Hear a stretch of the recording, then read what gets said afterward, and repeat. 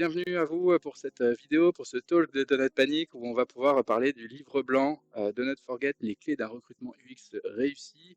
On a ici une partie des personnes qui ont été interviewées pour réaliser ce livre blanc, puisqu'il ne sort du chapeau de nulle part. On a fait tout un tas d'interviews, notamment de Lorenzo et de Stevie qui sont présents. Et on a du coup compilé les résultats de ces interviews pour formuler un certain nombre de conclusions et puis de conseils pour réussir des recrutements UX. Alors la force des choses fait qu'il y a surtout des conseils pour des jeunes UX designers qui rentrent sur le marché, plus que pour des personnes très aguerries ou des recruteurs, mais sans doute que des personnes plus seniors et des recruteurs peuvent quand même y trouver quelques conseils. En tout cas, je suppose, ça c'est mon avis à moi, mais j'aimerais bien à l'avenir, qu'ils aimeront bien que leurs candidats lisent ce livre blanc pour pouvoir s'armer efficacement en entretien. Puisque pour les recruteurs aussi, un candidat qui n'est pas bien préparé, c'est une gageure, tout comme l'inverse est vrai aussi. Merci à tous d'être là. Donc on est très exactement 10 dans ce talk, pour le moment en tout cas, peut-être que d'autres personnes vont nous rejoindre. Et on va pouvoir du coup faire un tour d'horizon. Je vais réexpliquer aussi l'objectif de ce livre blanc très rapidement. Et puis ensuite, si certains d'entre vous veulent prendre la parole qui ont déjà lu le livre blanc, donner un premier avis, on sera ravis. Puis ensuite, on pourra le regarder directement et puis le dérouler ensemble.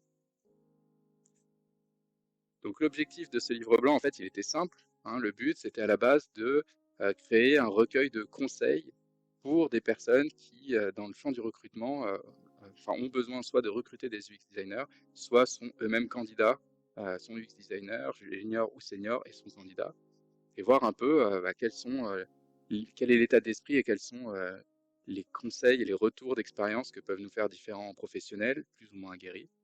Et donc, après compiler tout ça, on a fait vraiment ça à l'ancienne, entretien, ensuite analyse de données qualitatives, avec des petits post-it sur Miro, et puis on a tiré des thématiques. Et ces thématiques ont finalement produit les différentes parties du livre blanc qu'on va découvrir ensemble. Alors, est-ce que quelqu'un a lu déjà au moins en partie le livre blanc et souhaiterait faire un retour? Écoutez, j'ai lu la partie de Lorenzo. Vraiment. Intéressante, du coup. Comme je savais qu'on avait été interviewé sur la même problématique, bah, j'ai vu à quel point il a apporté pas mal de détails au niveau des UI, surtout junior. J'ai trouvé ça hyper intéressant et hyper précis et pertinent. J'ai trouvé ça super. Après, bon, pour ma part, je pense que je ne m'étais pas assez exprimé. Donc vous l'entendez, j'ai des petits défauts à la voix aujourd'hui, mais c'est que passager. Je pense qu'on est dans une âge d'or du design aujourd'hui et que c'est vraiment, il faut en profiter. Au niveau des recrutements, il y a beaucoup, beaucoup, beaucoup de recrutements, mais on va être de plus en plus nombreux. Il y a des nouvelles technologies aussi qui arrivent. On parle beaucoup, notamment de l'IA. Il y a des conférences qui se font entre IA et design. Peut-être que ça aura un impact sur les recrutements. Peut-être c'est des nouvelles compétences qui vont être hyper demandées. Peut-être pas. Mais tout ça pour dire, à mon sens, qu'on est vraiment dans l'âge d'or du design et qu'on arrive peut-être vers un plafond et il faudra savoir se démarquer lors des entretiens de par sa personnalité et ses valeurs, je pense. Ok, ça marche. Stevie, comme tu as été interviewé dans ce livre blanc, est-ce que tu peux nous en dire quelques mots sur ton parcours? Alors, moi, j'ai un parcours plus ou moins atypique, c'est-à-dire que j'ai commencé par un CAP dans le domaine de l'art, un CAP signalétique enseigne et décore. Donc, je faisais des devantures de magasins, comme vous pouvez voir autour de vous à Châtelet. Il y a des gens qui impriment et qui collent dans les opérations commerciales. C'est moi qui faisais sur mon ordinateur les décorations. J'ai pu décorer aussi des théâtres. Donc, tout ça, c'était en CAP. Ensuite, j'ai fait un bac pro artisanat des métiers d'art, option graphisme. Où pareil, j'étais très orienté print avec en fait, finalement des stages en imprimerie globalement, avec toute une partie qui ne va pas parler, mais Quartz Express, plein de logiciels dont aujourd'hui on parle beaucoup moins. Par la suite, du coup, j'ai fait un BTS, communication visuelle, ouais, c'est ça, option multimédia et là, j'étais vraiment en alternance, donc en alternance à la Société, Générale et j'occupais plutôt un poste de web designer, slash D artistique donc avant, les terminologies n'étaient pas pareilles et l'agilité ainsi que l'UX, n'existaient pas vraiment ou alors c'était tout nouveau et ensuite j'ai fait une licence à l'école, du multimédia, directeur artistique et chef de projet parce qu'à l'époque c'était, le même diplôme, toujours, en alternance chez Société Générale, parce que c'était un choix, de travailler, directement parce que pour moi, il fallait être, un designer de terrain, si je puis dire. C'est quelque chose que j'ai toujours, voulu et que je souhaite dans mes recrutements également, d'ailleurs, des designers de terrain qui savent manipuler, travailler et surtout ils savent parler, en réunion, ce que je peux reprocher par moment à des, personnes qui ont pas encore été, confrontés, disons, à certains aspects du métier comme, la posture oratoire et la prise de parole en public. Ensuite, j'ai commencé à travailler donc en indépendant. Pendant mon année d'études, j'ai ouvert un statut indépendant à l'école multimédia. Pourquoi? Parce que, j'aimais pas trop les projets fictifs. Je préférais les vrais projets. Donc en gros, je venais en cours avec l'intervenant, il me proposait un brief. Moi, je lui disais que j'avais un brief d'un client et voilà. C'est comme ça que j'ai beaucoup appris en autonomie et ensuite j'ai eu un premier CDI à l'Occitane en Provence, en tant que UX UI et maintenant on arrive à aujourd'hui où je fais, plein de choses différentes. Voilà. Ok, ça marche, merci beaucoup. Lorenzo, toi aussi, tu as été interviewé pour ce livre blanc. Est-ce que tu peux nous dire en quelques mots ton parcours? Alors, mon parcours, moi aussi, on pourrait dire que par rapport au profil junior qu'il y a aujourd'hui dans le marché, je pourrais avoir un parcours un petit peu atypique. Moi, je suis ingénieur télécom de formation. C'est ce que j'ai fait pendant presque 5 ans enfin 5 ans d'études. Et vers la fin de mes études, à un moment donné, je me suis dit, tiens, en fait, finalement, je suis pas si intéressé que ça sur comment elle est construite, la technologie, mais plutôt comment on peut s'en servir. Et c'est ça qui m'a orienté vers le design. Et depuis, en fait, j'ai fait quand même pas mal d'agences de design et d'agences de communication comme Atoma, Axence, Neuron et finalement Razorfish, enfin, qui est ensuite devenu Publicis Sapient, pour finalement aujourd'hui rejoindre la RATP où je gère l'équipe design qui travaille sur les applications B2C du groupe, c'est-à-dire Bonjour ATP et Mapi. Et donc, du coup, je rejoins, enfin, le cas de Stevie, c'est justement, c'est ça qui est intéressant, c'est que, on va dire, la génération de Stevie et moi, en fait, ce sont tous ces générations de designers qui sont aujourd'hui dans le marché, qui ont des parcours assez particuliers, c'est-à-dire il y a des parcours ingénieurs, des parcours qui viennent du monde de la psychologie, de la sociologie, moi, je connais des gens qui ont fait Sciences Po, journalisme. Et effectivement, c'est l'âge d'or des designers parce qu'aujourd'hui, on voit émerger, enfin depuis déjà pas mal d'années, on voit émerger énormément de parcours académiques pour se former au métier du design. Et c'est ça aussi qui a fait l'explosion du métier. Mais c'est aussi ça qui fait la difficulté pour les designers juniors aujourd'hui, de se dire bah, comment je me différencie par rapport aux autres. Exactement. Merci beaucoup, Lorenzo, pour toutes ces explications. Je vous propose du coup, alors, est-ce que quelqu'un a une question à poser au préalable ou un avis à donner sur tout ce qui vient de se dire? Euh, et si c'est pas le cas, on va commencer à dérouler le livre blanc directement.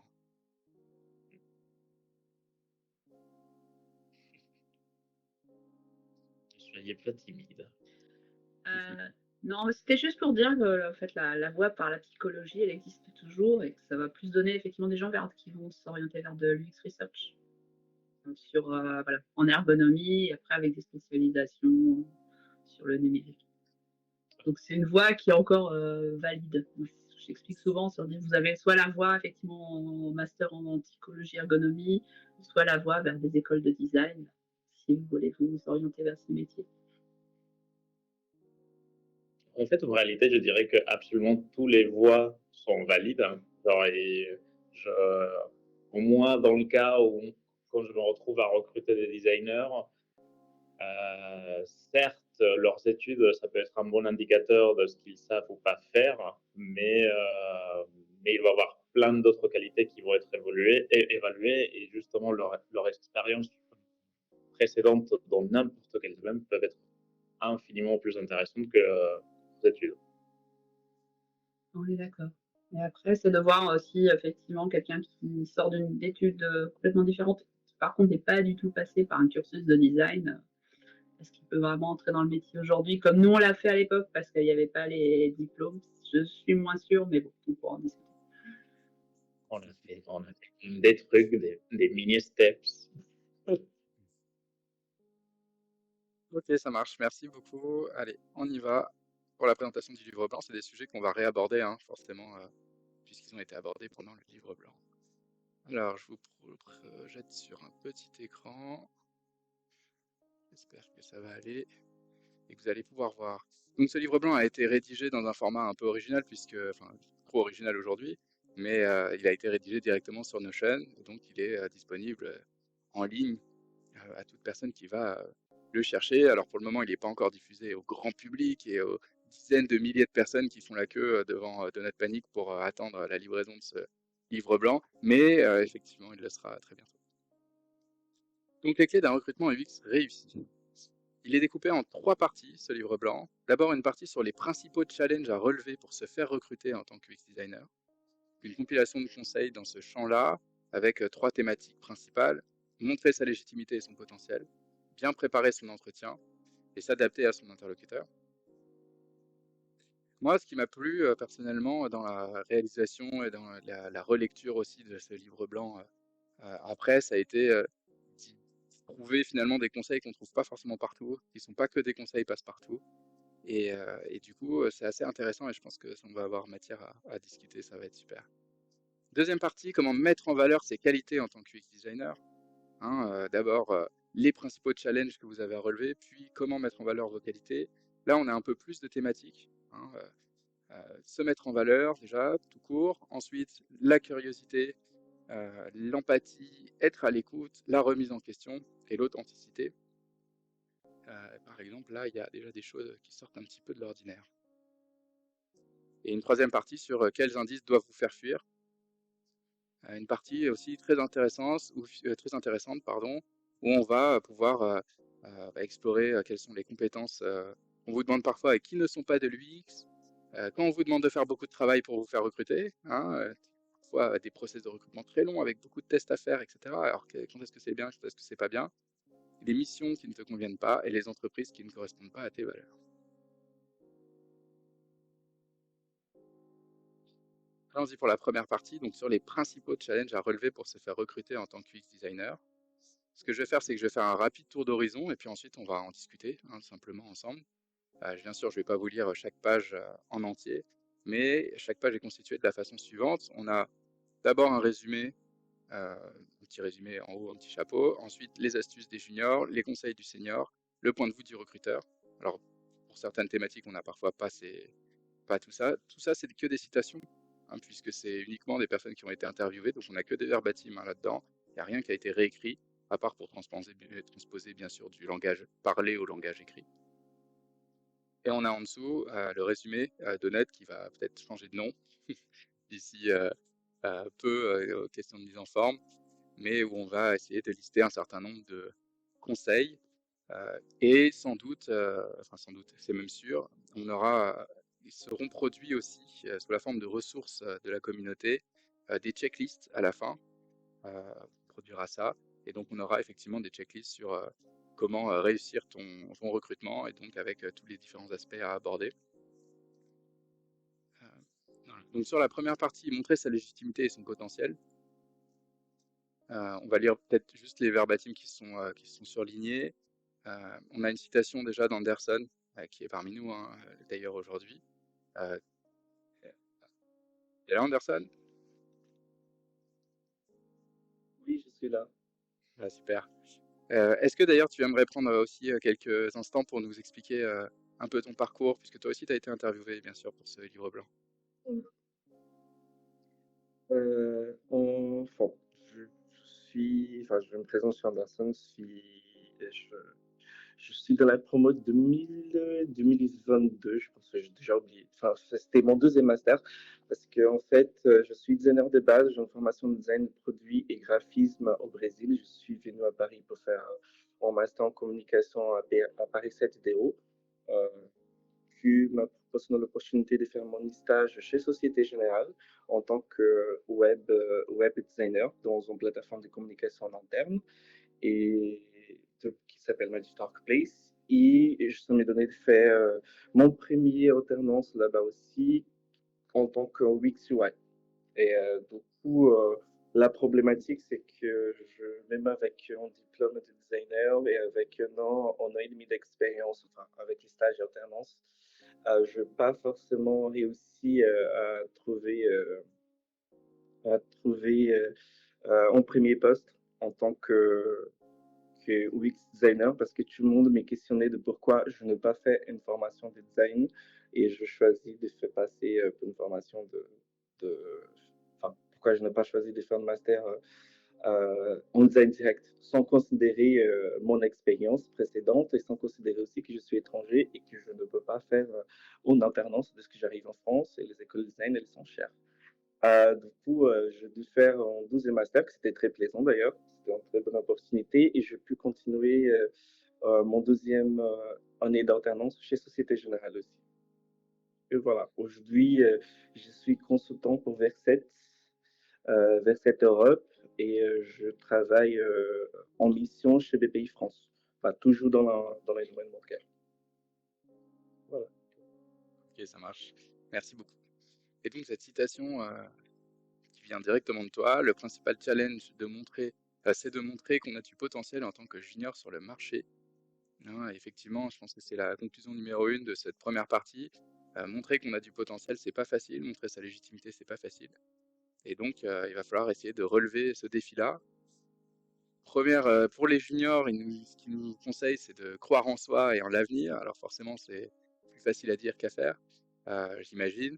Mais c'est vrai qu'au fur et à mesure du temps, on va sans doute gagner en expérience et du coup, avoir de plus en plus de facilité à croire en soi. Mais dès le début, il faut déjà faire cette démarche d'essayer d'y croire. On n'est pas là par hasard. Hein, à la poubelle, le syndrome de l'imposteur. Pour le senior, du coup, dire clairement que tu en as jamais fait. Alors, du coup, lorsque on parle de quelque chose que tu ne maîtrises pas en entretien, dire clairement que tu n'en as jamais fait et raconter avec tes mots ce que tu en as compris et comment tu le mettras en place si besoin, hein, pour montrer là encore ta légitimité et ton potentiel. Et le point de vue du recruteur, il suffirait éventuellement que quelqu'un, pour un poste, ait eu l'opportunité de réaliser ce qu'on attend de lui comme des tests utilisateurs. S'il me présente très bien les tests utilisateurs, les raisons pour lesquelles il les a mis en place, le protocole, les résultats qu'il a eu, éventuellement qu'il me montre la restitution de tests et compagnie, là je vois qu'il y a du niveau et je vois qu'il maîtrise le sujet. Hein, donc là, le point de vue, c'est plus de se dire, peu importe finalement le sujet sur lequel vous avez travaillé, montrez des choses que vous avez faites pour légitimer, encore une fois, pour montrer que vous êtes légitime sur le poste qui est, pour lequel vous postulez. Donc en résumé, crois en toi. Beau conseil, j'aime beaucoup. Sois honnête sur tes capacités et montre que tu as envie de bien faire, hein, proactivité dans l'apprentissage, et essaie d'avoir fait au moins une fois si possible les tâches demandées. Est-ce qu'on peut peut-être s'arrêter un petit peu sur ces conseils-là? Est-ce que quelqu'un a envie de rebondir sur cette première partie, sur la légitimité et le potentiel? Rapidement, on a pas mal de parties à voir. Hein. Oui, c'est vrai que nous, dans pas mal de cabinets, on appelle ça le syndrome du junior. C'est-à-dire, en entretien, souvent, quand on est junior, on va tendance à avoir dit qu'on a, à dire qu'on a tout fait et qu'on maîtrise tout. Et il faut pas tomber dans ce piège-là, il faut assumer, comme c'est dit dans l'article. Mais c'est vraiment quelque chose qui arrive très souvent chez les juniors, ils savent tout faire. Et il vaut mieux pas faire ça. Enfin, faut pas le dire. Je pense que cette anecdote mérite d'être rajoutée aussi au livre blanc. Hein, c'est pour ça que je la prends en note. Votre mention de ce syndrome du junior, c'est vraiment très intéressant. Du coup, ça peut faire des rebonds avec les conseils qu'on a donnés sur le portfolio, et notamment la préparation en amont, le fait de faire le point finalement sur ses compétences avec les fameux modèles Ante ou autres. Cette transition magnifique que tu es en train de faire, Nathalie, puisque le Aussi. point 2, c'est C'est très bon. exactement bien préparer son entretien, donc qui est le deuxième challenge qui se pose pour toute personne qui va chercher à se faire recruter en UX, avec une citation cette fois de Maureen. Comment tu justifies que tu as un portfolio un peu léger sur certaines choses, hein, c'est ce challenge-là qui est parfois difficile à relever, surtout pour un junior.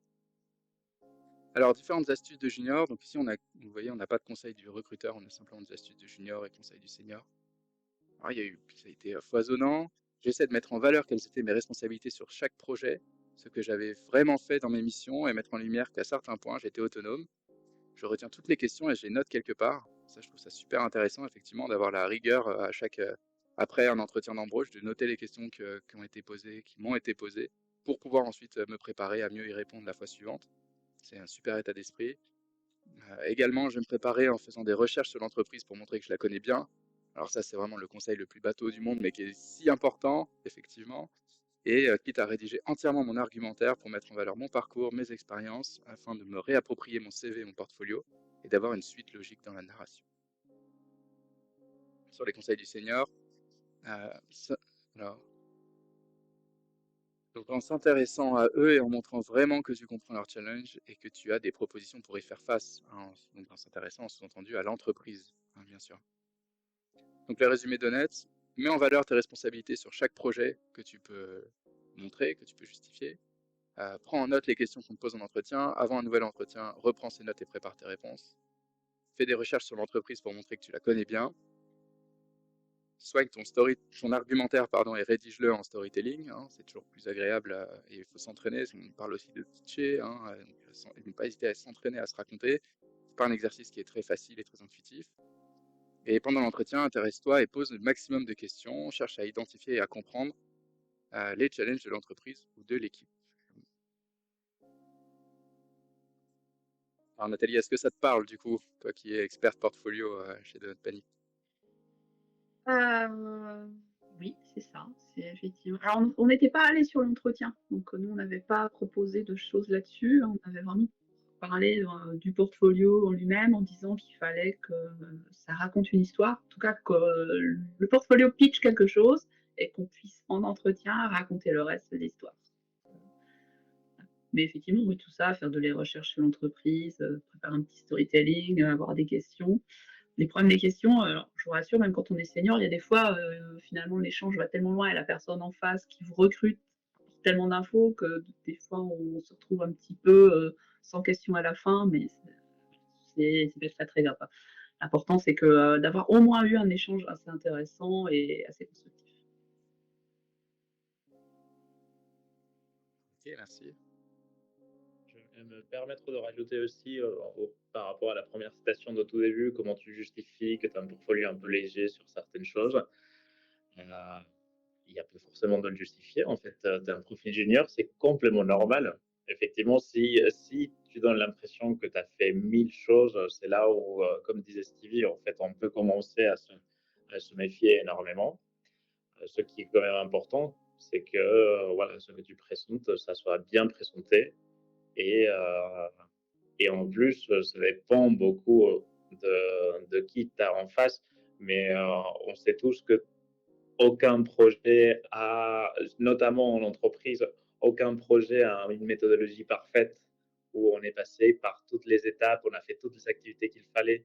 Donc, si tu es capable de bien présenter ça, la qualité de ton discours, la qualité des livrables, la qualité du portfolio en lui-même parlera déjà énormément sur toi. Merci Lorenzo, effectivement, très bon conseil. Pareil, je l'ai noté, on va le rajouter. Hein, il y a aussi la dimension effectivement d'assumer son portfolio, hein, au-delà de vouloir le justifier forcément. On est junior et on assume aussi de ne pas forcément avoir réponse à tout. On va tomber dans ce fameux syndrome du junior dont parlait Stevie juste avant.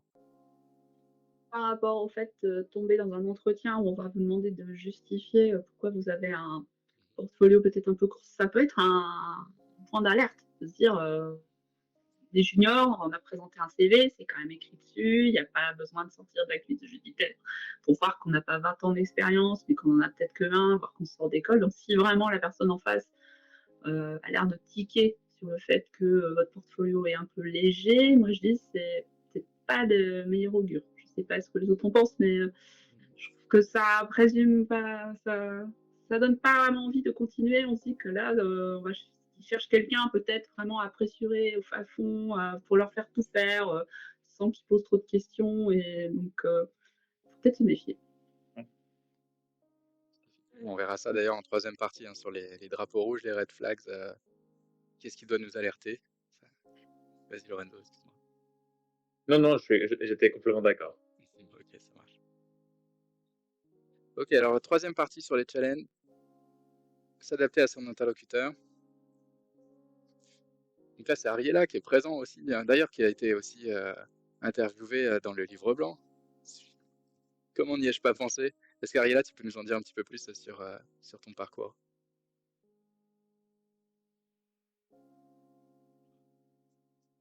Le micro. Ah oui, désolé. J'ai désactivé 2 fois. Alors concernant mon parcours, alors de base, je viens d'une formation d'art plastique, vraiment en licence, on va dire ça comme ça. C'est durant cette licence-là que j'ai découvert justement le métier du UX à travers, ma sœur qui elle en faisait depuis déjà, quelques années et à travers ça, j'ai découvert qu'en fait, tout ce que je touchais, dans le quotidien était empreint d'expérience utilisateur donc c'est aussi un peu par rapport à ça que j'ai décidé de me réorienter vers ce corps de métier-là. Donc j'ai fait un master 1 à, à l'université de Paris Nord en design d'interface multimédia et internet. Enfin l'intitulé est assez long, mais en gros c'était vraiment tout ce qui était base un peu de l'UX, de l'UI. On faisait des entretiens, on faisait un peu tout ce qu'on apprenait, enfin en école quoi, mais très théorique. Et bon, à la suite du master, je suis parti à l'école multimédia. Et là, on a commencé à travailler sur de vrais projets, vraiment assez conséquents. On a eu une très belle année. On a appris beaucoup de choses. Et là, ça fait un peu plus d'1 an que je suis en alternance chez Donut Panic. Et là, je suis en train d'apprendre des nouvelles compétences en marketing digital pour étoffer un peu le panel déjà de compétences acquises. Et franchement, ça se passe super bien. Tu me diras ça, Quentin. Ouais, écoute, on va se servir de cette petite présentation d'Ariella on s'en servira de teaser quand on parlera de la vidéo qui sortira de ce talk, hein. On verra à l'intérieur, vous trouverez la présentation d'Ariella, la fameuse personne qui relance toutes les conversations sur le Discord et voilà, qui favorise toute cette partie-là. Évidemment, on est super heureux de t'avoir dans l'équipe et on est très content que tu aies participé aussi à ce livre blanc. Et donc, ta citation, adapter les réponses selon la personne qu'on a en face de soi, qui est le troisième challenge finalement qui se pose, hein, quand on essaie de se faire recruter. Tiens, bah, ici, je vais avoir un petit souci parce qu'on n'a rien surligné. Je vais devoir moi-même créer le truc. Non, on va passer directement du coup au résumé. Donc, une partie déjà sur le jargon, hein, réadapte les termes techniques, ta grand-mère doit te comprendre. En gros, que vous soyez en face d'un professionnel ou pas, votre capacité aussi à éviter le jargon et à expliquer les choses simplement sera forcément appréciée par votre interlocuteur ou votre interlocutrice, bien sûr. Accepte le fait qu'en fonction de ta personnalité, toutes les boîtes ne sont pas faites pour toi. Ça, c'est sans doute aussi quelque chose d'assez difficile quand on est junior et quand on cherche le premier emploi, qu'on n'a pas forcément de chômage, par exemple, parce qu'on vient d'être diplômé ou quoi. On est quand même dans un sentiment d'urgence. Et donc, on a envie peut-être de sauter sur la première occasion qui se présente, alors que c'est vrai que, en tout cas, autant que possible, c'est intéressant de toujours garder en tête que les boîtes, comme les êtres humains, ont des personnalités différentes, des états d'esprit différents, des façons de fonctionner différentes, et que votre personnalité à vous, aux professionnels, doit aussi matcher. Et il y va de votre réussite dans la boîte et de votre épanouissement, donc c'est très important. Et le troisième conseil, montre ta maturité professionnelle en mettant en valeur ta personnalité et tes soft skills. Est-ce que vous Je vais avez mettre un des... bémol sur le Ouais, premier, bien sûr. parce qu'en fait, ta grand-mère doit te comprendre. En face, vous avez quand même, la plupart du temps, vous allez passer par un recruteur, un expert en recrutement qui va faire le tri. Et après, généralement, vous avez en face alors, souvent d'autres UX designers, ou en tout cas peut-être des PO, des PM, des responsables d'équipe, qui connaissent déjà un petit peu le métier. Donc, peut-être pas non plus vulgariser au niveau zéro, parce qu'en face, vous avez des gens qui connaissent les choses. Donc, faut faire attention à ça. Moi, je mettrais un petit bémol là-dessus et voilà. Vulgariser, peut-être pas au niveau de ma grand-mère doit me comprendre. Après, moi, je comprends la verbatim. Mm. Pour les grands comptes, souvent, tu as d'abord, tu vois, la RH ou quelqu'un de non design. Et là, tu es obligé de vulgariser. Ce qui m'est déjà arrivé de parler d'expérience map, de customer journey map, de service blueprint. Je sentais que l'interlocutrice ou l'interlocuteur que j'avais en face de moi, il comprenait pas. Donc ça dépend aussi des entités que tu vas viser. Et les steps de recrutement, si c'est un E1, donc E égale entretien, ou c'est un E2 ou un E3. Mais également, je voulais rebondir, c'était intéressant ce que disait Ariella. Sur un drapeau rouge, pour moi, aujourd'hui, au niveau des écoles, les intitulés des diplômes, enfin, plus ils sont à rallonge, plus tu as l'impression que tu vas tout faire. Donc, moi, ça m'interpelle toujours, ces diplômes avec un nom à rallonge. Et quand tu écoutes les apprenants, bah, ils ont fait plein de choses, mais est-ce qu'ils ont vraiment fait quelque chose? C'est une opinion, je pense pas vraiment. Mais je suis d'accord avec tout ce qui a été dit. Et pour ma part, quand j'étais junior, pour mon premier CDI, en fonction des annonces, je surlignais des mots-clés que je mettais dans mon CV, exprès, pour bah, me faire ressortir du lot. Et pareil, je ne savais pas si je voulais être UX, UI ou WebD ou autre. Et du coup, j'avais fait des CV adaptés en fonction des annonces qui sortaient. Et ça me permettait, en tout cas, d'essayer de me mettre en avant. Et c'était une stratégie et un parti pris que je peux retrouver du coup dans ces conseils et que je valide de manière personnelle. C'est un conseil qu'on a donné aussi sur le portfolio, notamment on va s'il est fait en façon PDF, c'est d'avoir voilà, finalement des archives, un backup des projets qu'on a fait, d'aller piocher le nom en fonction des postes qu'on va viser. Donc, si on poste un poste UI, aller chercher les projets plus UI, et si on va sur un poste plus X, aller chercher les projets qui vont être un peu plus génériques, etc. Pas balancer tout ce qu'on a fait et puis vraiment choisir en fonction du poste visé. Ouais, c'est exactement ça. Si demain je devais postuler avec Lorenzo, je parlerais d'SNCF Connect. Oh, Ah ouais. Est-ce que ça jouerait à ta faveur? Je sais pas. Ouais. Ok, ça marche. Allez, sans transition. Donc, ok, pour cette première partie, donc les principaux challenges, montrer sa légitimité, son potentiel, bien préparer son entretien et s'adapter à son interlocuteur. Pour la deuxième partie, comment mettre en valeur ses qualités en tant que UX designer. Là, on va avoir différentes parties. On va du coup passer assez vite à chacune des parties. La première, c'est se mettre en valeur, avec une citation de Maureen.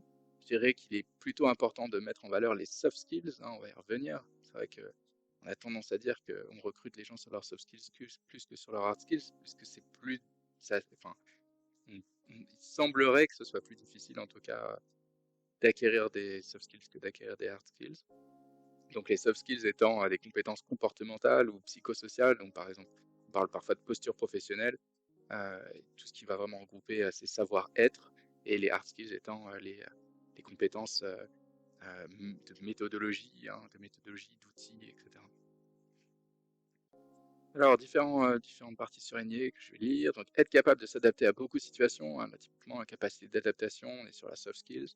Être capable de communiquer clairement avec chaque équipe. Extraire chaque point fort de chaque expérience que tu as eue et savoir les adapter au contexte de l'entretien et les mettre en valeur pour défendre ton parcours. Ça, c'est un exercice difficile, mais qui est très intéressant. Et j'ai l'impression que ça passe beaucoup par l'émotionnel pour réussir à convaincre les gens. S'ils ressentent des trucs durant l'entretien, après, ils se rappellent de tout. Ça, c'était pour la vie des juniors.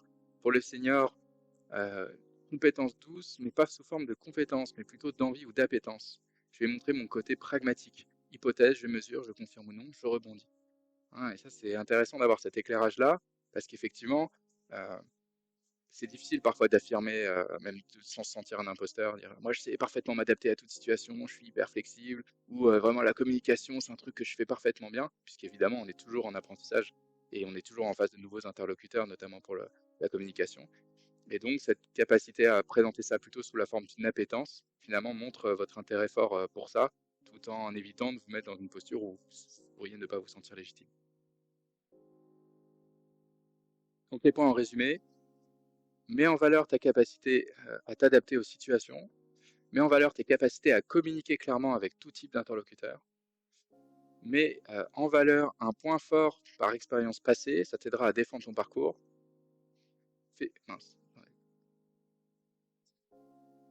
Fais passer de l'émotionnel dans ton storytelling. Tu peux commencer par regarder un TED qu'on conseille sur ça. Alors ça c'est un exercice difficile évidemment, mais ça peut être intéressant de se plonger là-dedans.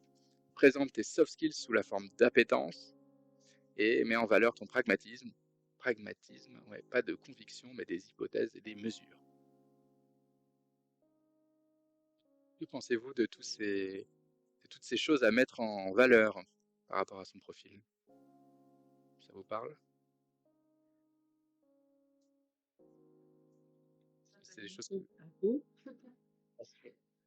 Ça peut être un peu impressionnant vu comme ça. Pour quelqu'un qui démarre, je sais pas s'il y a moyen vraiment de mettre en avant tout ça. Après, sans mettre tout en avant en même temps, moi je trouve ça assez rassurant quand même on ait des choses là qui soient pas de la production ou des connaissances pures, mais qui soient plus de savoir-être et des qualités qui peuvent aussi se travailler, s'améliorer et qui sont accessibles à n'importe qui avec plus ou moins de facilité au départ, mais qui permettent un peu de valoriser son côté plus humain et sa façon de traiter les problèmes, d'avoir une méthodologie plutôt que de résultats purs et durs qui n'auraient pas forcément d'intérêt par rapport à de plus expliquer sa démarche et sa façon de fonctionner avec les autres. Dans un métier où on travaille en équipe, je pense que c'est des choses qui sont très intéressantes quand même, faire valoir tout ça. Donc, c'est quand même rassurant. Ouais, effectivement, merci Tara, c'est juste ce que tu dis aussi, bien sûr. C'est intéressant de pouvoir justifier ça parce que finalement, là, on n'est pas sur quelque chose qui est lié vraiment à l'expérience passée, mais plus à une posture, à une personnalité, donc quelque chose qu'on peut aussi largement mettre en valeur lorsqu'on est junior. On peut voir ça un peu des deux points de vue en fait, hein, soit comme des choses difficiles à mettre en avant, ou soit au contraire. Et c'est là où je trouve ça intéressant d'ailleurs, c'est peut-être le lien du tout, je sais pas ce que vous en pensez, mais présenter les soft skills sous forme d'appétence, c'est peut-être plus facile aussi, hein, dire voilà, moi j'aime me challenger à m'adapter à des situations nouvelles, j'aime me confronter à des nouveaux interlocuteurs et donc trouver des moyens de bien communiquer avec eux, etc. Je trouve que c'est valorisant pour un candidat de montrer cette appétence-là. C'est vrai que ce truc d'appétence, c'est intéressant aussi parce que ça permet de pas avoir à forcément imposer cette qualité comme quelque chose qu'on maîtrise tout à fait, mais juste dire c'est quelque chose que j'apprécie et que du coup je suis prêt à travailler de plus en plus pour être sûr au bout du compte de le mettre en place. Du coup, je trouve ça très intéressant ce truc-là de présenter sous forme d'appétence et plus de son intérêt, une chose sur laquelle qui nous attire et qu'on veut vraiment pousser plus loin. Ok, merci beaucoup. Ok, bon, ça c'était pour la première partie, se mettre en valeur. Passons à la suite. Hop, c'est ici. La curiosité. Je dirais également qu'il faut être curieux, nous dit Maureen à juste titre. Donc, que tu arrives à comprendre ce qui se passe pour eux, quels sont les enjeux, pourquoi c'est important pour eux d'avoir telle ou telle chose. Donc là, c'est vis-à-vis des utilisateurs, hein, bien sûr, dans le design d'expérience utilisateur. On va être à l'écoute aussi des évolutions hein, du métier, des évolutions des compétences à avoir, etc. Donc là, on a vraiment eu des retours uniquement de juniors sur cette partie-là. Donc 2 points en résumé. Montre que tu es curieux du domaine d'activité de tes utilisateurs et de ses enjeux pour mieux comprendre ce qu'ils vivent au quotidien. Et montre que tu es à l'écoute des évolutions des outils et méthodologies pour travailler d'une manière qui fait sens, plus efficace et efficiente. Par exemple, conception inclusive, éco-conception, intelligence artificielle, etc., comme l'évoquait tout à l'heure Stevie. C'est aussi sans doute des choses que tu peux mettre en valeur dans ton profil.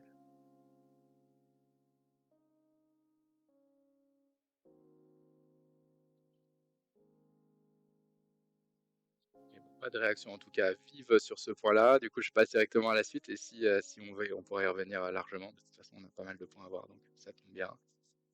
Sur la partie maintenant empathie, alors ce terme tellement galvaudé, où on a carrément, je sais pas si vous traînez sur LinkedIn, mais on a une guerre de tranchées entre il faut dire empathie, il faut pas dire empathie, etc. Bon, chacun son avis, ça va devenir enfin, voilà, des nouveaux sujets à éviter en famille. Donc il faut être aussi empathique, c'est important en tant que UX, nous dit Marie. Euh, donc l'empathie, que ce soit lors d'entretien utilisateur ou de brief client et aussi avec ses collègues, hein. Et là, une autre personne interviewée, junior, qui nous dit aussi mais je ne pense pas que ce soit une des qualités qui te mettra le plus en valeur. C'est intéressant en entretien. Une autre personne qui dit les soft skills sont les choses les plus difficiles à apprendre. Et enfin, on n'a pas tous le même degré d'empathie.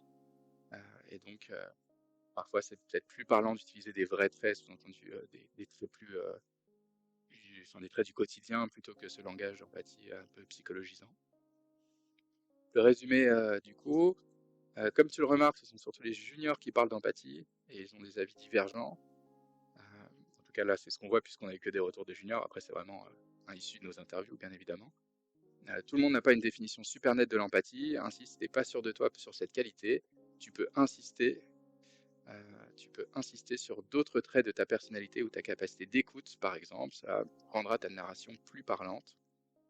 Après, si on en parle tellement, ça peut toujours valoir le coup de s'y intéresser. Pourquoi pas commencer avec le cours 2 du Google UX Design Certificate sur Coursera. Donc, on vous conseille voilà, ce truc-là parce qu'il y a un certain nombre de sources qui peuvent être intéressantes, de ressources pardon, qui peuvent être intéressantes et éclairantes pour mieux comprendre l'empathie et son importance, avec le pragmatisme américain, puisque c'est un cours américain. Donc, c'est toujours aussi intéressant de voir ça de cet aspect-là. Un petit peu, un petit peu plus terre à terre, peut-être qu'en France. Des avis sur la partie empathie? J'aurais tendance à dire attention à ce discours autour de l'empathie. Certes, un UX designer doit être empathique, ça c'est sûr, mais je pourrais imaginer tout un discours autour de l'empathie qui pourrait être interprété comme de l'intuition de la part du junior, ce qui est très dangereux parce que justement, nous, on doit se baser plutôt sur de la recherche utilisateur au lieu de la pure intuition de chacun individuellement. Donc, attention comment mettre ça en valeur dans un entretien. Et je pense que le terme écoute active est le mieux. Et est-ce qu'un empathique va dire, je suis empathique? Je suis pas sûr. C'est vrai que je suis d'accord avec vous aussi sur tout ça et c'est très intéressant. Et d'ailleurs, sans doute, on va le rajouter en petit warning en disant attention, effectivement, à ne pas confondre avec l'intuition et puis attention aussi, peut-être que il serait intéressant de parler plutôt d'écoute, effectivement, de capacité d'écoute. C'est quelque chose de plus terre à terre, un peu moins nébuleux, un peu moins Si on psychologisant, mais rebondit même sur les psychanalysant. Oui, pardon, vas-y Nathalie. Ah, pardon. Si on rebondit sur les notions d'appétence dont on parlait tout à l'heure, là, typiquement, l'empathie, l'écoute, etc., c'est quelque chose qu'on met notamment en œuvre lors des entretiens utilisateurs ou des tests utilisateurs. Donc, on peut dire qu'on a une vraie appétence pour mener des entretiens utilisateurs en investigation ou des tests utilisateurs. Parce que tous les UX, je parle des UX designers de manière générale, hein, quel que soit leur positionnement sur la liste de tous les métiers. Tous les UX n'aiment pas trop ça. Il y en a qui préfèrent être plus finalement dans la conception après coup, peut-être dans des animations je dirais d'ateliers, mais la partie investigation, vraiment aller chercher les utilisateurs, les interviewer, etc. Tout le monde n'a pas cette appétence, donc ça peut être une façon de les mettre en avant, c'est de parler de ce point de là, qui est à la fois finalement une capacité technique et aussi un soft skill. Ouais, merci beaucoup Nathalie. Effectivement, on rajoutera aussi cette partie-là. Ça peut être une façon beaucoup plus simple de parler de ces notions-là, qui sont quand même très controversées. Alors sur la partie être à l'écoute, donc savoir être à l'écoute de l'utilisateur est le plus important. Là encore, on a que des discours de juniors. Je les fais passer des entretiens d'utilisateurs, ça permet d'être plus à l'écoute, extraire les besoins réels des personnes en face, creuser plus loin que ce qu'ils disent. Trouver une technique de relance qui marche, c'est de répéter ce qui est dit par l'interlocuteur, faire une sorte d'écho. Voilà, en résumé, être attentif à son interlocuteur, revient sur les points qui ne sont pas clairs durant un entretien, demande à l'employeur de revenir sur les points spécifiques concernant les missions et ce qu'ils attendent de toi. Non seulement c'est un signe d'intérêt qui montre que vous êtes concerné, mais ça vous permet de visualiser les différentes tâches qui peuvent vous être demandées.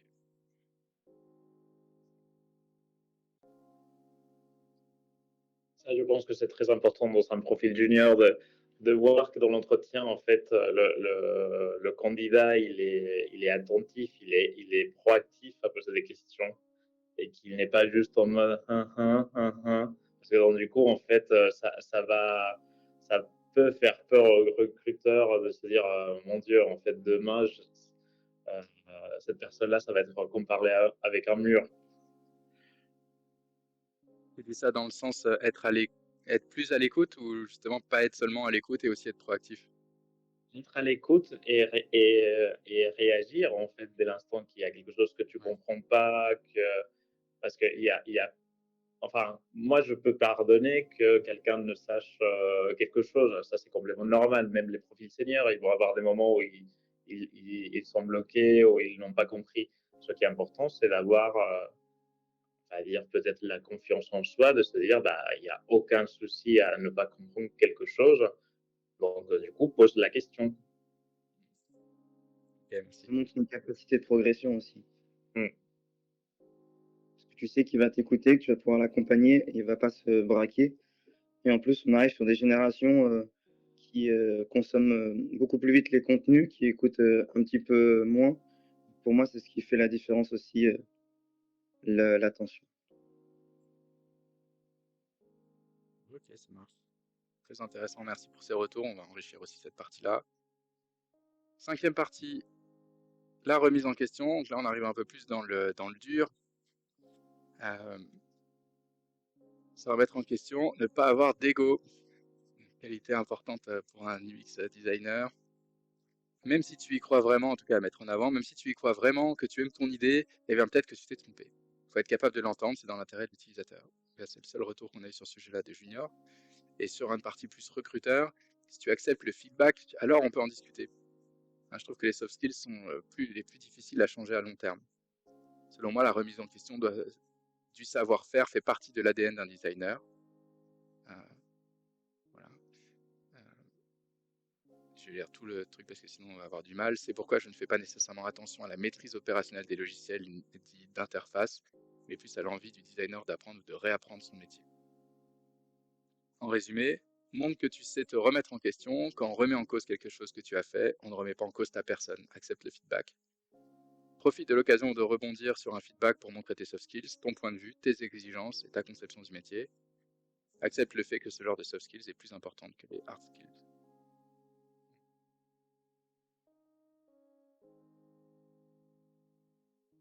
C'est important, dans tous les cas. Moi, en tant que de temps en temps recruteur, je trouve très important cette émission de questions et l'acceptation de feedback, même pendant les entretiens. En fait, c'est un bon aperçu aussi de comment ça va se passer la collaboration avec cette personne-là. Ce qui est intéressant, c'est que tous les designers sont hyper fiers. Souvent, c'est un trait du métier, quand on touche à nos maquettes, quand on est junior, on le prend pour soi. Et c'est hyper intéressant justement de challenger au niveau des feedbacks, comme il le dit Lorenzo, s'il le prend tout de suite mal ou s'il est en capacité d'écoute, donc c'est en lien avec le sujet précédent. Avoir raison d'ailleurs. C'est-à-dire, il peut avoir raison. Ce qui est intéressant, c'est comment il va argumenter en fait derrière. Parce que bien évidemment, le recruteur, peut-être qu'il est aussi à côté de la plaque. Mais comment il apporte bah, son argumentaire derrière, parce que voilà, finalement, ça va être comme ça qu'on va travailler tous les jours à l'intérieur des équipes design ou des équipes produits et compagnie. En fait, on ne fait que discuter en permanence avec différentes personnes. Je vais poser une question là-dessus. Est-ce que du coup, il n'y a pas un problème finalement au niveau de l'apprentissage en amont au niveau des écoles, c'est-à-dire que quand on apprend aux élèves à faire des maquettes, des prototypes, il n'y a pas après cette discussion et cet échange de justement faire de l'itération, faire de l'échange, faire du brainstorming sur ce qui a été créé pour voir les petits points ou les gros points qui vont pas. Alors, je suis d'accord avec ça. Pour moi, il y a un gros problème et en fait, c'est une approche pédagogique.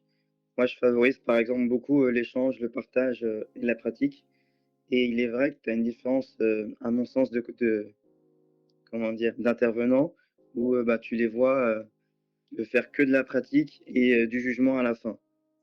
Maintenant, tu es jugé et on s'arrête là. Donc ouais, c'est une approche pédagogique et peut-être une refonte, de l'apprentissage, à avoir en tête. Et les premiers à avoir en tête ça, ça doit être, les écoles et leurs intervenants. Je peux me tromper, hein, mais Non, je je te laisse. partage effectivement. Ok, ça marche. Bon, bah, en tout cas, un point qui semble important, cette remise en question, effectivement, pour vous tous. Ça, c'est très intéressant. Dernier point, l'authenticité. Alors là, typiquement, on est dans quelque chose que moi, je n'avais pas vu jusqu'à maintenant, dans ce que j'avais pu voir sur comment préparer un entretien quand on est junior. Donc, c'est assez intéressant. J'essaie de justifier des choses qui font vraiment partie de ma personnalité. Donc, j'essaie d'utiliser ce que les gens perçoivent comme une faiblesse en société et montrer à quel point ça a pu m'aider dans l'UX, si une personne junior. Ne pas faire d'efforts pour coller aux standards d'une entreprise qui ne nous correspondent pas. Conseil du senior. Au final, je le faisais pour des raisons cachées. Alors là, du coup, je vais devoir relire en fait l'ensemble du verbatim. Chaque fois que j'ai dû forcer, au final, je le faisais pour des raisons cachées. Et même si j'étais embauché, j'arrêtais ma période d'essai 2 mois après. Si je reste moi-même et léger, sans enjeu, en général, c'est là que ça marche. Des conseils qu'on a pu en tirer. Montre comment ta personnalité fait de toi un bon UX designer. Ce que tu apportes en l'assumant pleinement. Rappelle-toi qu'être toi-même, c'est aussi te sentir plus à l'aise au quotidien et dans ta relation aux autres. Inutile de jouer un rôle en entretien. Choisis bien ton entreprise pour éviter de gaspiller de l'énergie à être ce que tu n'es pas ou ce que tu ne veux pas être. Accepte que certaines entreprises ne sont pas faites pour toi et réciproquement.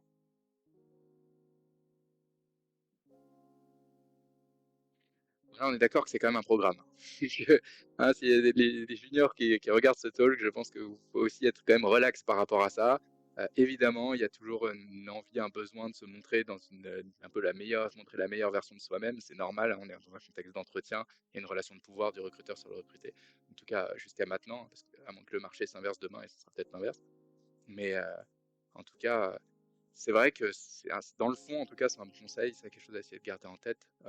Finalement, à long terme, c'est sans doute perdant de jouer un rôle. Voilà pour ces différentes qualités à mettre en valeur en tant que UX designer en entretien. En tout cas, ce que nous, on a pu retenir des différents interviews qu'il y a eu. Et maintenant, on va passer directement à la troisième partie. Quels indices doivent vous faire fuir en entretien? Alors d'abord, les compétences demandées qui ne sont pas de l'UX. Je sais que Nathalie va avoir pas mal de choses à nous dire là-dessus. Donc j'aime les postes où chacun a son rôle, ça ne nous empêche pas d'apprendre des autres, nous dit Ariela. Donc un autre point qui me fait me demander si ça va bien se passer ou pas, c'est le fait qu'un stage ou une alternance demande des compétences externes à l'intitulé du poste. Donc, par exemple, une compétence externe, ça peut être un poste d'UX designer, on me demande de savoir coder. J'aime bien les postes où chacun a son rôle, au final ça ne nous empêche pas d'apprendre des autres tout en restant focus sur notre spécialité. Donc en résumé, mets en avant et développe tes soft skills, prends du temps pour apprendre des hard skills qui t'intéressent, apprendre tes collègues au travail ou dans ton entourage pour progressivement gagner de nouveaux skills. Je rajouterais bien décoder les annonces. Et typiquement, quand il y a les missions du poste, généralement il y a 4-5 bullet points. Le premier, il est toujours très important. Et quand le premier, ça dit, alors une vraie annonce que j'avais vue il y a quelques années, pour une grosse SS2I, où la première ligne, c'était vous serez chargé de réaliser la charte graphique des PowerPoint. Ouais. Là, c'est tout de suite, vous fermez l'annonce. Ou alors vous la gardez pour, je sais pas, amuser vos amis en soirée, mais vous oubliez complètement. En fait, si les premières lignes n'ont pas de lien direct de l'UX design, à la limite, si à la fin on vous dit peut-être apprendre avec des pincettes, c'est genre ça va faire de la vidéo et au plus, même si ça peut être finalement un petit red flag pour peut-être vous faire de la vidéo beaucoup plus que prévu. Mais globalement, il faut quand même que les principaux bullet points de l'annonce soient en relation avec le métier que vous voulez faire. s'il y a des à côté, du genre, hop, la connaissance du réseau est un plus ou la connaissance du HTML, CSS, JavaScript est un plus, attention. Sylvie, Lorenzo, Anderson, vous partagez? Oui, non, mais ça c'est sûr. C'est-à-dire une entreprise qui fait une annonce où ils mettent des tâches qui sont pas liées à l'UX design, clairement, c'est une entreprise à fuir. C'est une entreprise où vous n'allez pas évoluer. Donc, je comprends qu'un profil junior puisse sentir la pression de devoir trouver un premier job ou des premiers jobs, mais clairement, ce ne sera pas dans cette entreprise qu'il aura avancé dans sa carrière. Ouais, clairement, les annonces UX UI, il faut s'en méfier. Les annonces product design, il faut s'en méfier.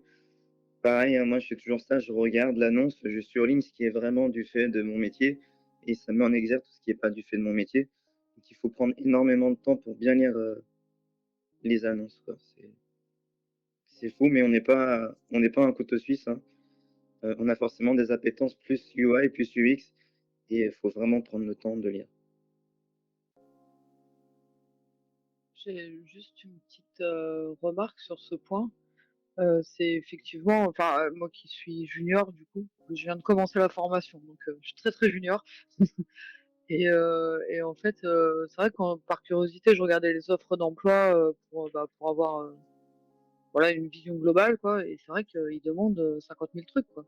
Après, enfin, moi je viens de base, j'ai commencé ma reconversion professionnelle dans le développement web et c'est exactement pareil. Ils demandent de savoir tout faire. Enfin, et c'est vrai que c'est un peu difficile de décrypter tout, enfin toutes les offres et tout ce qui et d'enlever en fait ce qu'on ne sait pas faire.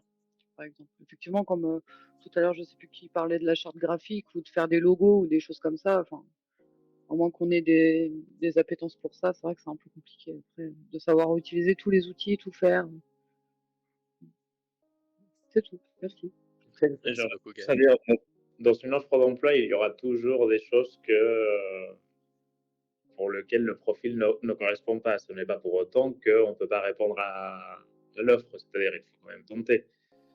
Ou éventuellement, je dirais de ne pas tenter, c'est si par exemple déjà au niveau de l'intitulé, on est en train de parler de profil senior. Moi, je me suis retrouvé très souvent à avoir des profils qui sont justement sortis de l'école et qui postulent déjà à des postes, à des offres d'emploi pour un poste senior. Bon, là, clairement, je suis désolé, on n'est pas du tout pertinent. Mais sinon, quand même, il faut oser parce que, à nouveau, en fait, ça reste quand même un poste junior. Donc forcément, j'espère que le recruteur, il est quand même conscient qu'un profil junior ne peut pas avoir de l'expérience partout. Ah oui, oui, oui, je suis d'accord avec ça. Mais c'est vrai qu'en plus, enfin, généralement, les offres d'emploi sont rédigées par des RH ou voilà, et qui ne connaissent pas grand-chose. Alors ils mettent tout dessus, tout, tout, tout, tout, tout, et puis après, bon, bah, vous débrouillez à faire le tri, quoi, de ce qu'il y a dedans.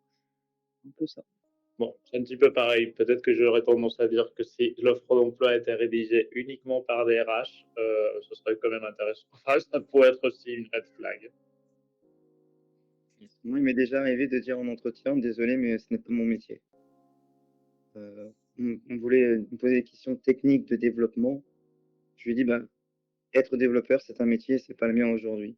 Donc, si vous cherchez un développeur, bah, moi, je ne suis que designer qui a des appétences.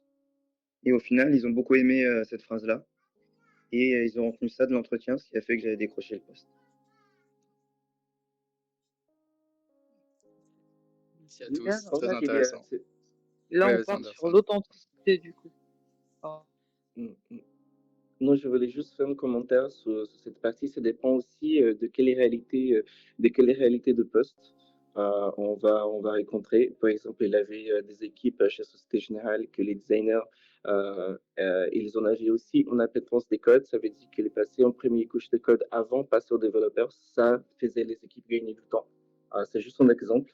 Après, aujourd'hui, dans ma mission, il y a certaines activités que je fais comme product designer qui j'accompagne et qui aussi j'accompagne et je fais parfois des tâches aussi des PO, pas forcément faire des tâches des PO, mais aussi aider dans l'organisation de projet, juste parce que les équipes elles n'ont pas forcément d'expérience et ça me fait avancer. Mais je suis d'accord que c'est quand même bizarre de quand on lit, on est en train de lire une annonce d'un poste de UX designer et que tout enfant dit qu'il est nécessaire de savoir les principes des motion design. Là, c'est aberrant. Oui, je suis d'accord. Et un dernier conseil, je pense que ça peut être intéressant pour un jeune de prendre ce type de poste, mais qu'il ait en tête qu'il faut pas que ça dure longtemps, 1 ou 2 ans maximum, et qu'après, il aille vers vraiment son poste. C'est ce que j'allais dire, effectivement, si vous avez du mal à trouver, et qu'il y a vraiment que ces postes-là qui s'offrent à vous, allez-y. Mais voilà, engrangez un maximum d'expérience et partez vite. Surtout si vous vous rendez compte assez rapidement que l'environnement est assez toxique. Restez pas seul dans votre coin, faites-vous aider et soyez sur voilà, des communautés comme de Not Panic ou autres qui existent. Parlez-en autour de vous, essayez de vous faire aider par des gens qui ont plus d'expérience, en parlant de la situation, en disant je suis dans telle boîte, il se passe ça, ça fait pas longtemps que j'y suis, est-ce qu'il faut que je reste, est-ce qu'il faut que je reste pas, et prenez des conseils. Mais ruminez pas dans votre coin en vous disant faut que je tienne, etc. Sinon je vais être au chômage, ça va pas aller. Voilà. Faites-vous aider, faites-vous accompagner. Ouais, vous n'êtes pas les seuls à qui ça arrive. C'est très important, effectivement. Merci Nathalie de préciser ça. Ok, super. Bon, effectivement, on arrive sur les parties qui suscitent un peu plus de débat, forcément. Faire beaucoup de travail pour se faire recruter. Alors là encore, donc des boîtes qui demandent de faire des audits, par exemple, de leur site, de leur propre site corporate pour voir tes compétences. Et donc la personne me dit, le junior me dit, c'est généralement là où ça donnera rien. Une autre barrière pour moi, c'est les lettres de motivation. Là où j'ai eu de bons retours, c'est les entretiens où tu parles en termes techniques avec des gens du métier. Je parle directement de ce que j'ai fait, de ce que je peux proposer. Ça va beaucoup plus vite que si tu faisais un audit de leur site. Pour les seniors, c'est plutôt, là, c'est un retour d'expérience sur les tests psycho. Bon, c'est un retour d'expérience, bien sûr, assez mauvais sur ces tests-là, comme étant une mauvaise pratique finalement de recrutement. Et point de vue du recruteur, j'aime pas poser des tests aux candidats parce que je trouve que c'est injuste. On ne peut pas demander à un candidat un investissement plus grand que celui de l'entreprise. Je trouve cette idée super intéressante. Et quand tu vois un candidat avec un portfolio il t'attire plus qu'un candidat sans, il n'empêche que lorsque l'on fait une lettre de motivation personnalisée pour la société, forcément le candidat attire un peu plus l'attention. Donc là, c'est un bémol effectivement sur la lettre de motivation. Plusieurs conseils du coup. Fais-toi confiance. Si tu ne sens pas une entreprise ou son process de recrutement, c'est sans doute pour une bonne raison. Pas besoin de perdre ton temps, lâche l'affaire. L'exigence d'un test de compétences peut être un mauvais signal. En tout cas, il y a de fortes chances que tu perds ton temps. Passe directement en entretien avec quelqu'un du métier. Non, pardon. Passer directement en entretien avec quelqu'un du métier, ça c'est plutôt bon signe. Passer du temps sur ton portfolio et une lettre de motivation vraiment personnalisée n'est pas du temps perdu. Et sois vigilant, si l'entreprise te demande plus d'investissement dans le recrutement que ce qu'elle est disposée à te donner, fuis. Alors c'est des conseils qui paraissent bien sûr, évidemment, il ne faut pas les prendre non plus au pied de la lettre, peut-être qu'il faudrait d'ailleurs le préciser parce que évidemment, parfois il y a vous devez faire des tests dans des process de recrutement. Je pense que ce qu'il faut garder en tête, c'est peut-être d'ailleurs ce conseil qui les gouverne tous, c'est le premier, c'est de faites confiance. Si vous trouvez que c'est légitime de faire ce test-là, si le recruteur vous a donné des feedbacks, si vous avez eu des conversations intéressantes sur le métier avec les personnes qui ont été vos interlocuteurs, vous aussi engagez-vous dans le process et faites ce test. Si au contraire vous sentez que tout le monde s'en fout de vous et qu'on vous dit de faire un test de l'audit et pour finalement vous répondre effectivement à un mail automatique. Enfin, ça finira sans doute comme ça, donc fiez-vous aussi à votre instinct et n'hésitez pas là encore à dire à l'entreprise que vous n'êtes pas le candidat rêvé pour eux. Ça m'est arrivé, mais c'était vraiment pour typiquement des entreprises qui m'intéressaient énormément. Donc, si vraiment l'entreprise vous intéresse et qu'elles vous font faire un petit test psychologique en entrée, dites-vous que ça vaut peut-être le coup. C'est pas très très long en plus. Voilà. Mais après, si vous ne sentez pas, si vous dites est-ce que j'ai vraiment envie d'y aller et qu'il y a un test psychologique d'entrée, peut-être que c'est le moment de se dire je lâche l'affaire et je laisse tomber. Et n'hésitez pas à mentionner que c'est votre propriété intellectuelle, par un copyright ou par quelque chose, mais si c'est des maquettes ou des parcours, n'oubliez pas de le faire, c'est important. En tout cas, si on vous propose de faire des tests, demandez à avoir une estimation du temps. C'est censé demander en termes de travail personnel. Si c'est 1 heure ou 2, ça devrait le faire. Si on vraiment, on vous dit ouais, normalement c'est 8 heures, peut-être vous poser des questions. Parce que 8 heures, c'est une journée de travail complète. Oui. D'ailleurs, je pense que la situation du recruteur, elle est à moi et il faut quand même, enfin, il faut quand même prévenir que c'est une approche très personnelle de mon côté, de me dire que j'aime pas demander des tests aux recruteurs parce qu'effectivement, je trouve ça injuste, mais je sais que je suis assez à l'encontre du marché par rapport à cette approche, ce qui est malheureux, je trouve. Mais oui, malheureusement, je pense que les candidats juniors vont se retrouver très souvent à devoir passer par la case du test, de l'étude de cas. Idéalement, ce que je vois de plus en plus aujourd'hui, c'est de faire des tests en live. Comme ça, vous savez qu'il y a un temps en partie, l'entreprise est en train de, entre guillemets, investir le même temps que le candidat pendant ce test-là. C'est un petit peu plus intéressant que les tests qu'on nous envoie et on nous dit est-ce que tu peux me le renvoyer dans 2 jours, parce que c'est là où le candidat peut avoir la pression de se dire je fais mon max dans 2 jours et effectivement passer, même si l'entreprise a dit s'estimer à 4 heures, en fait le candidat va passer 48 heures à faire son max, quoi. Pour la lettre de motivation, c'est vrai que pendant un temps, on n'en faisait plus. Finalement, le fait de postuler en ligne avec les candidatures en un clic, comme ça se fait sur LinkedIn ou sur Welcome to the Jungle, fait que la lettre de motivation est passée à la trappe. C'est vrai que c'est très utile, surtout si vraiment, comme je disais tout à l'heure, l'annonce et la boîte branche où vous dites ah ouais, mais là j'ai vraiment envie d'aller bosser là, ça me branche énormément, ce qu'ils font, j'adore. Donc la lettre de motivation, elle prend tout son sens. Oubliez les lettres de motivation classiques telles qu'on a peut-être pu vous apprendre à en faire. Écrivez un truc plus court, une dizaine de lignes, ça peut suffire. Et faites comme si finalement vous faisiez un petit post sur LinkedIn avec un ton à vous.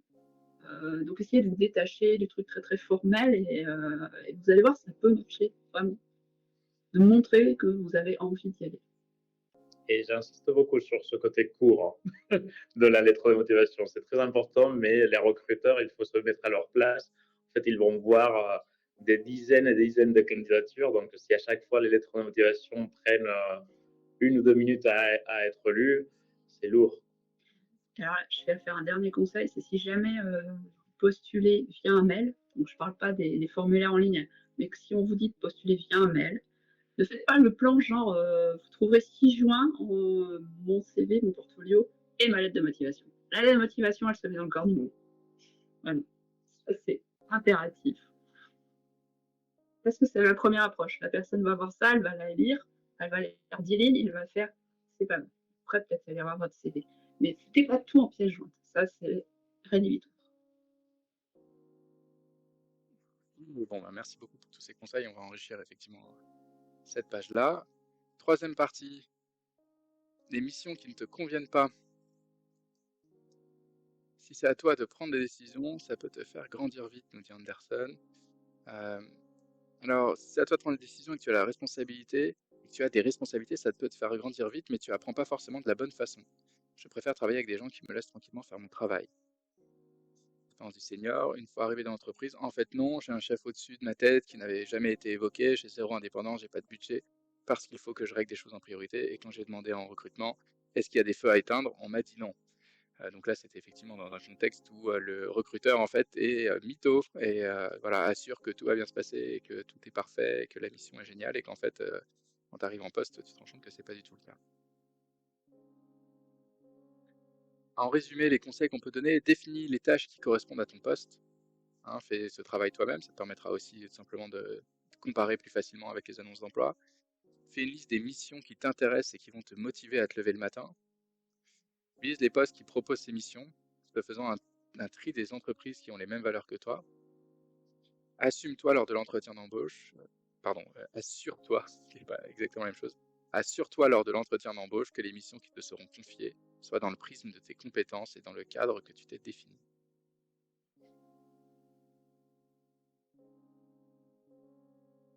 Ça reprend effectivement le point carrière qu'on avait mis dans le portfolio et sur lequel moi j'avais ajouté aussi ce que je veux pas faire ou ne veux plus faire. De bien finalement identifier peut-être le type de poste, le type d'entreprise que je veux pas ou que je veux plus faire.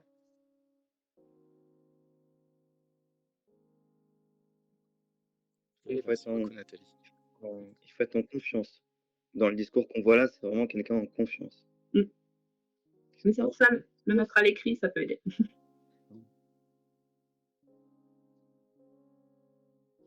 Je sais pas vous, mais moi, j'avais pas le luxe de pouvoir autant choisir. Non, bien sûr. Non, c'est vrai qu'il y a un côté, en tout cas dans ces red flags là, peut-être que c'est quelque chose sur lequel on doit plus insister dans ce livre blanc. Il y a un côté un peu théorique, un peu pas bisounours, mais un peu quand même idéal, quoi. Donc c'est intéressant peut-être pour des juniors d'avoir ça en tête, mais à la fois effectivement il ne faut pas qu'ils se disent dès qu'une entreprise, dès qu'il y a le moindre truc, la moindre virgule qui correspond à cette partie du livre blanc, je dis non tout de suite parce que là on va se retrouver.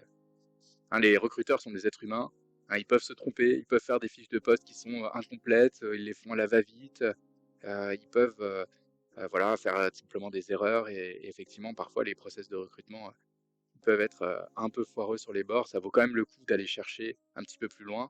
Et effectivement, par contre, de faire confiance à votre instinct. Si vous vous rendez compte que la personne est sincère en face de vous, c'est juste qu'elle a fait les choses un peu à l'arrache et que ça vous convient, continuez bien sûr. Et au contraire, si par contre vous sentez que là, ça va pas du tout aller, n'insistez pas. Et peut-être faire aussi une liste de concessions que t'es prêt à faire.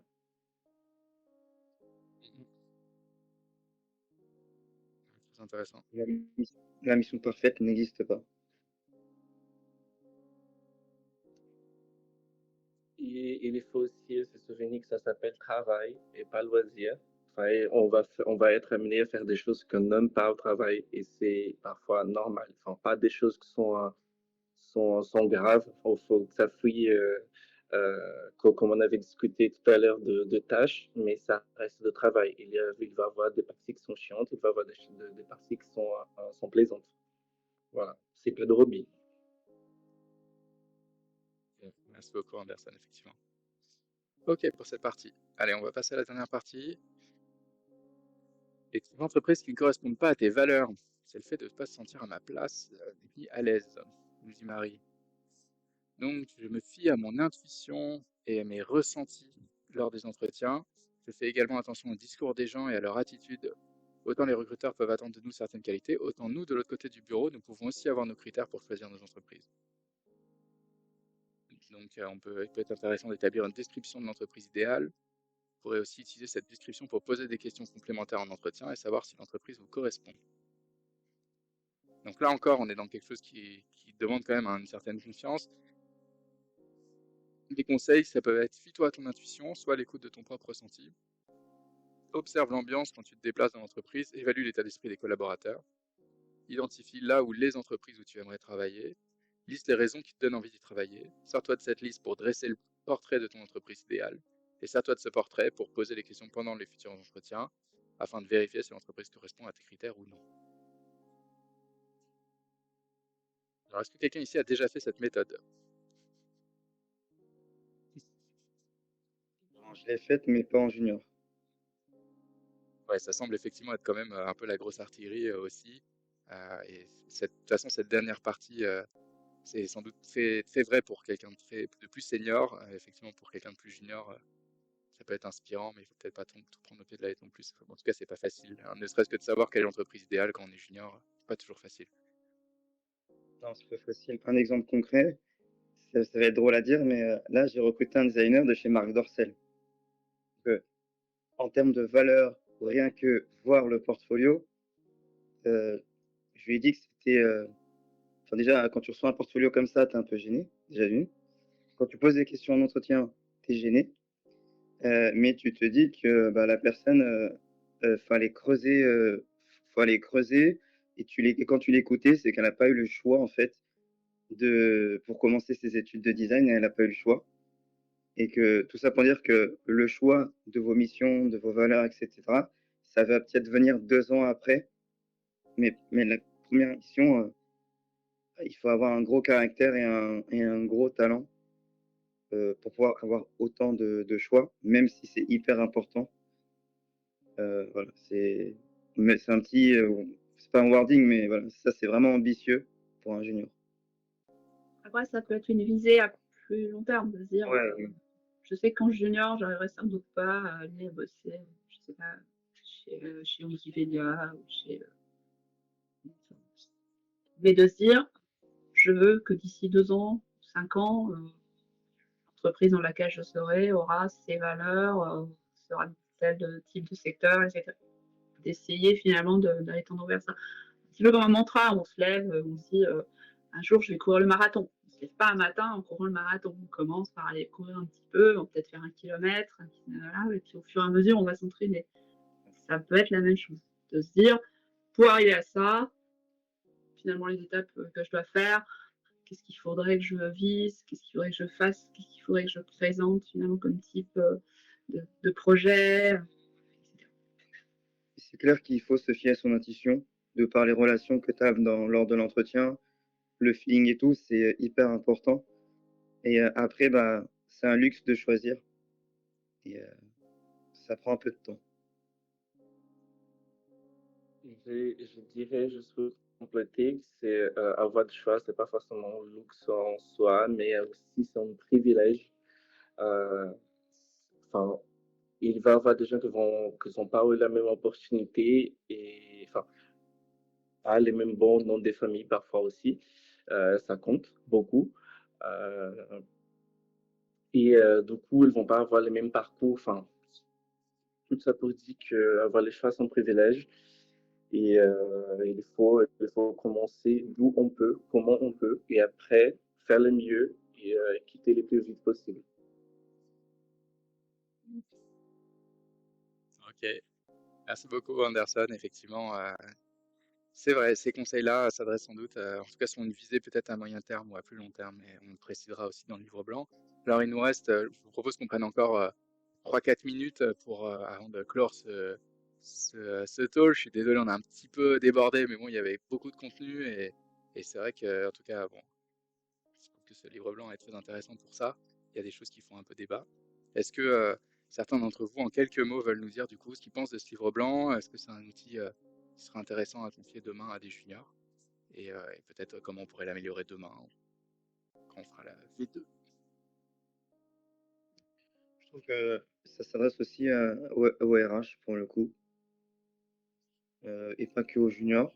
Il y a des parties très intéressantes de sensibilisation pour les recruteurs, notamment sur un point, c'est qu'aujourd'hui, les jeunes candidats, ils affirment leurs valeurs au niveau bah, personnel. On a parlé d'authenticité, on a parlé de valeurs, on a parlé de quoi? Les derniers points, de points de renoncement. Donc au final, aujourd'hui, les candidats sont beaucoup plus préparés qu'avant.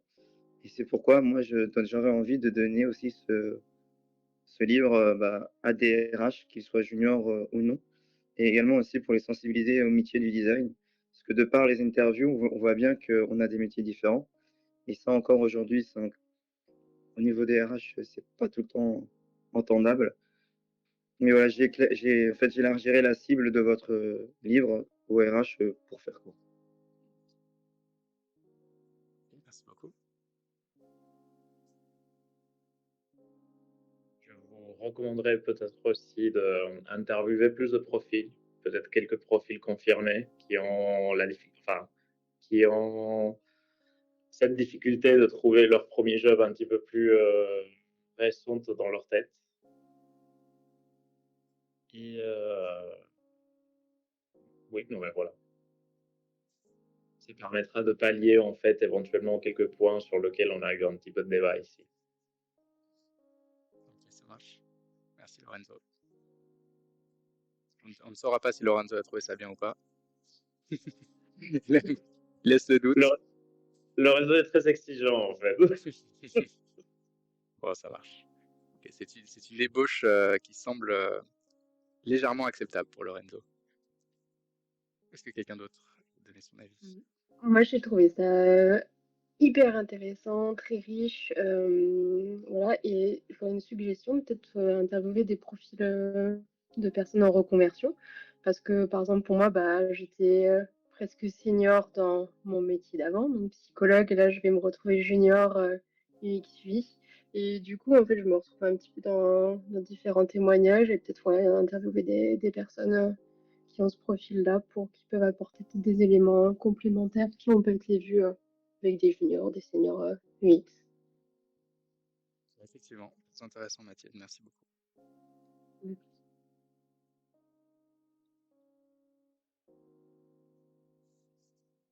Mais bon, on a fait tour d'horizon.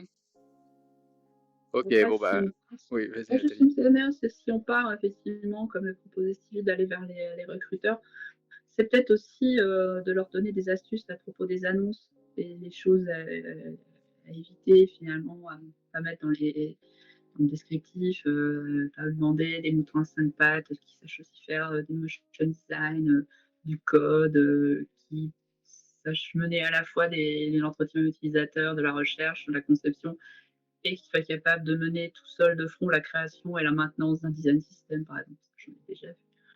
Si ça peut paraître évident. Ok, ça marche. Bah, merci beaucoup, merci pour ton retour aussi. Merci à tous d'avoir participé à ce talk, donc pour la communauté de Notre Panique et pour la sortie prochaine de ce livre blanc qui est on ne peut plus imminente. Et on va l'enrichir et on va le sortir. Merci beaucoup à tous. Je vous souhaite une excellente soirée. Je vous dis à bientôt sur Discord.